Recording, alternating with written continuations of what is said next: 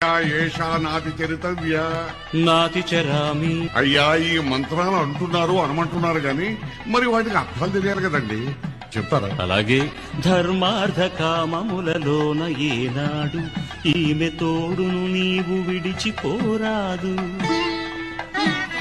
ఈ బాస చేసి కనిండు నూరేళ్ళు ఈ సతికి నీడవై నిలిచి కాపాడు.